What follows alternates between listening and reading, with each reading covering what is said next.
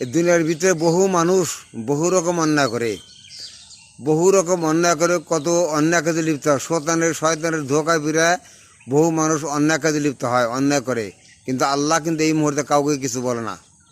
আল্লাহ এই মুহূর্তে যত অন্যায় করেন আল্লাহ কাউকে কিছু বলতেছে না। আল্লাহ কেন বলে না? আল্লাহ ছাড় দিছে, আল্লাহ সবাইকে ছাড় দিছে। যা খুশি কর, ভালো কর তুই, আর মন্দ করস তুই। ভালো মন্দ যা করবি সবই তোর, কিন্তু আল্লাহ একদিন ধরবো। যেদিন ধরবো, আল্লাহ কোনো ছাড় দিছে, কিন্তু আল্লাহ কাউকে ছেড়ে দেবে না। আল্লাহ ধরবো একদিন, সবাইকে ধরবো।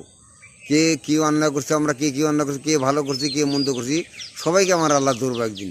কাজেই মানে অন্যায় পথে চলা যাবে না ভাই। অন্যায় পথে না ছিল, সঠিক পথে আল্লাহর রাস্তায় চললে তখন নাজাত পাওয়া যাবো, আল্লাহর কাছে নাজাত পাওয়া যাবো।